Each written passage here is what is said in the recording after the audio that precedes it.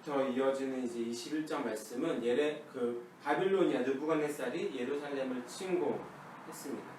이는 이제 BC 588년도에 일어난 일이라고 합니다. 이집트의 파라오인 바로인 호브라의 군사의 지원에 힘입어서 시드기야가 지금 느부갓네살을 반역해서 일어난 사건입니다. 그리고 느부갓네살은 군대를 포위해서 예루살렘을 지금 포위 공격했습니다. 나라의 운명이 지금 풍전등화와 같은 상황입니다. 그러면서 8절부터 10절을 잘 읽어드리겠습니다. 여호와께서 말씀하시기를 보라, 내가 너희 앞에 생명의 길과 사망의 길을 두었노라. 너는 이 백성에게 전하라 하셨느니라.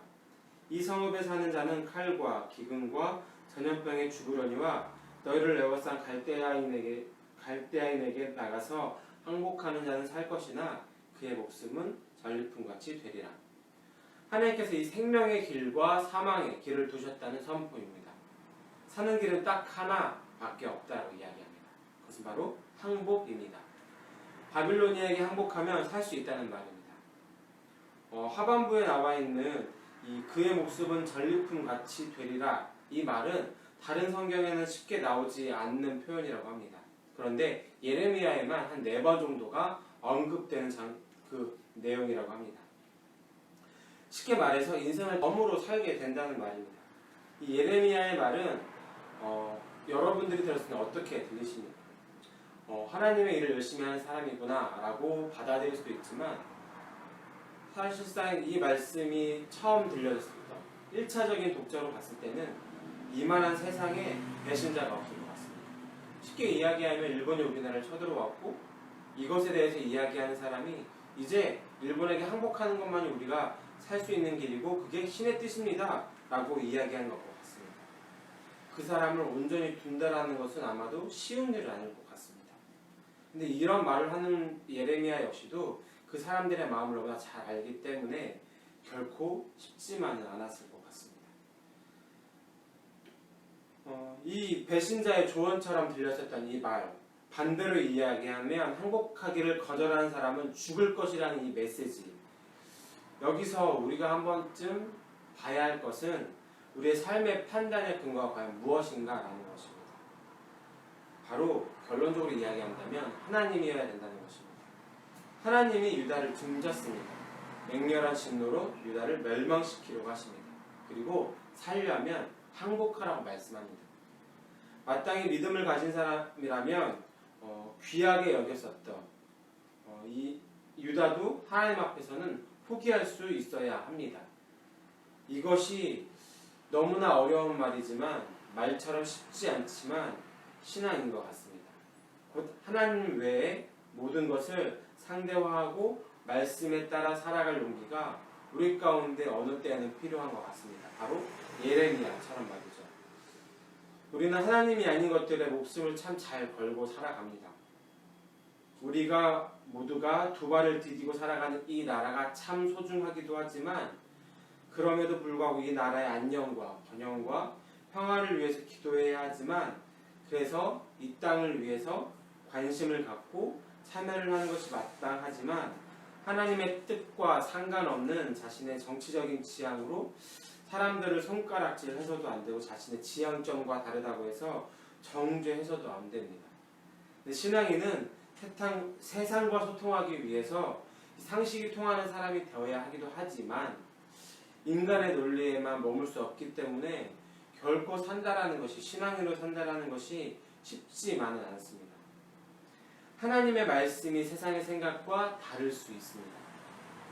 나라의 안녕을 위해 하나님께 기도해달라고 찾아왔었다고 어제 이제 본문을 통해서 들으셨겠지만, 이 나라를 위해서 기도해달라고 찾아온 이 왕의 사절단 앞에 내가 기도해주겠습니다 라고 돌려보내는 것이 아니라 그들에게 지금 하고 있는 말입니다.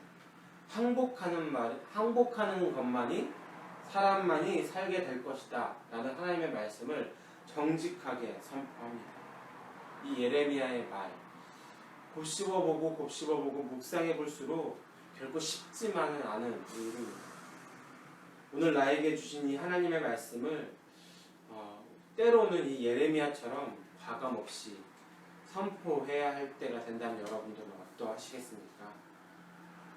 세상의 생각과 정면으로 부딪힌다 할지라도 예레미야처럼 말씀대로 사는 것 때문에 고난당하는 것이 있다 할지라도 저도 그렇게 하는 것이 쉽지만은 않고 그러한 상황이 됐을 때 어떻게 될지 모르겠지만 소망하는 마음으로 이야기한다면 그렇게 선포하고 살아갈 용기를 얻었으면 좋겠습니다.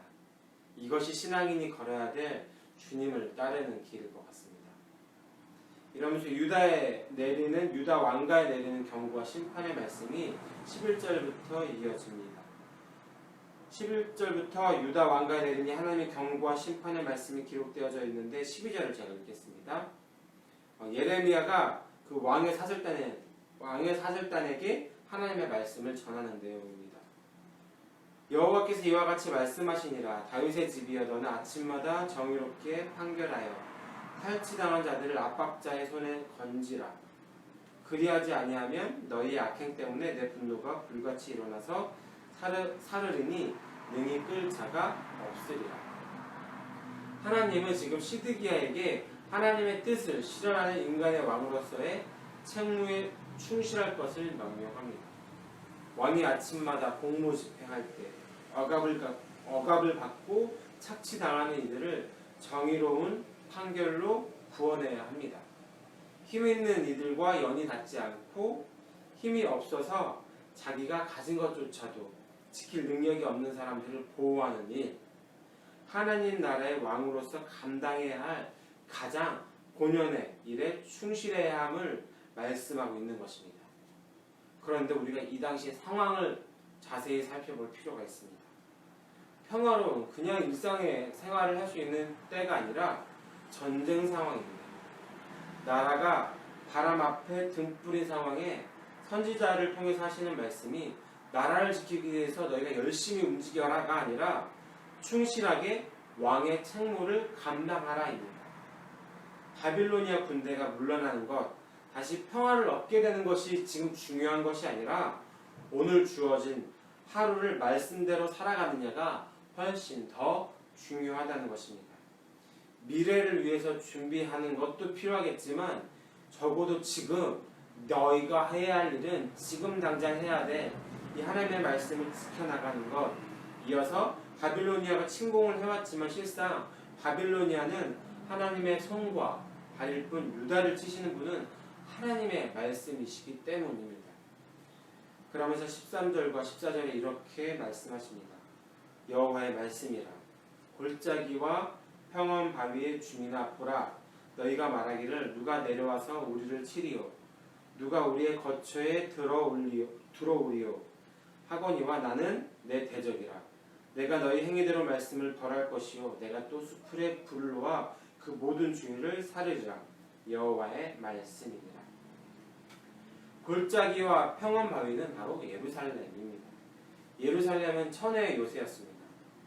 반면 이 급경사의 계곡으로 둘러싸여서 성을 지키기에는 아주 유리했습니다.